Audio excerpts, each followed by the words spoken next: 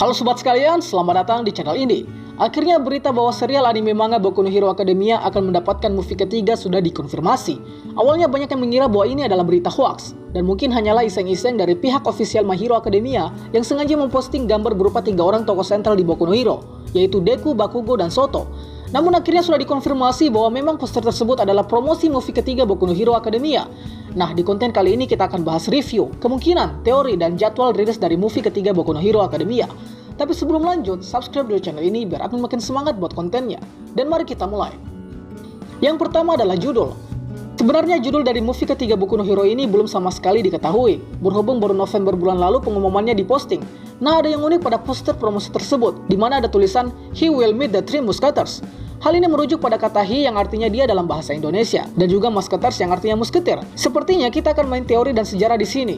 Dari kata musketeers di sini yang merujuk pada tentara tradisional Prancis yang digambarkan memiliki sistem persenjataan senapan api dan pedang. Dan pemberian kata musketeers di sini pastinya merujuk pada ketiga tokoh utama kita, yaitu Deku, Bakugo, dan Soto, yang dalam hal ini diserupakan sebagai seorang musketeers. Entah seperti apa perannya di movie-nya nanti, admin tidak bisa berekspektasi banyak. Kemudian ada kata he yang akan kita bahas di segmen berikutnya. Kedua adalah gosip dan teori mengenai siapa he yang dimaksud. Bagi kalian yang mempelajari bahasa atau sastra secara intens, mungkin satu kata saja bisa merujuk ke beberapa makna. Sama halnya dengan kata he yang ada pada promosi movie ketiga Boku no Hero ini. Ada beberapa teori yang beredar mengenai siapa he yang dimaksud. Beberapa fans mengira bahwa mungkin he yang dimaksud adalah karakter baru yang akan diperkenalkan pada movie-nya nanti.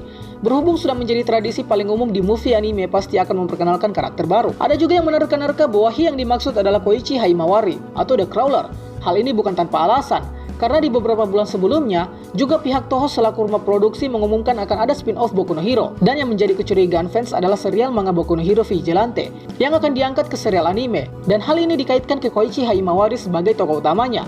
Harapan fans mungkin dari movie inilah karakter yang ada di Vigilantes dan serial Boku no Hero Vigilantes dapat diperkenalkan dan dibuat animenya. Yang dalam hal ini, movie ketiga Boku no Hero adalah suksesor atau kunci dari diperkenalkannya Boku no Hero Vigilantes sebagai anime spin-off Boku no Hero Academia. Tapi ada juga teori fans yang lebih realistis dengan mengatakan bahwa he yang dimaksud adalah Endeavor. Tapi kita tidak tahu pastinya, dan berhubung dengan Endeavor akan kita bahas di segmen berikutnya. Ketiga adalah timeline. Jika di movie Futari no Heroes timelinenya berada pada saat All Might belum duel dengan All For One, lalu timeline movie Heroes Rising berada pada saat Black Wave belum bangkit, maka di movie ketiga ini kemungkinan besar timelinenya bisa saja berada pada waktu 3 bulan time skip, yang dalam hal ini pada saat arc Endeavor Agency, dan sebelum arc pembebasan paranormal terjadi. Begini penjelasannya kawan-kawan. Saat di arc Endeavor Agency, ketiga tokoh utama kita ini sedang magang di kantor agensi Endeavor. Pada saat arc tersebut juga cuaca sedang winter, atau sedang musim dingin dalam hal ini, yang menyebabkan perubahan desain pada pakaian pahlawan di beberapa karakter.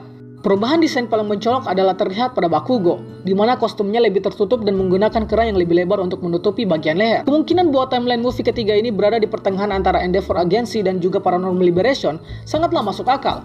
Hal ini terbukti dengan poster yang memperlihatkan ketiga tokoh utama yang memakai pakaian tertutup dan juga tebal, serta memiliki ciri pakaian musim dingin. Jika timelinenya berada di antara Endeavor Agency dan pembebasan paranormal, maka kita akan diperlihatkan proses berkembangnya ketiga karakter utama kita ini, mulai dari pengendalian Black Whip, Bakugo dengan jurus barunya mungkin, atau teknik baru dari Soto.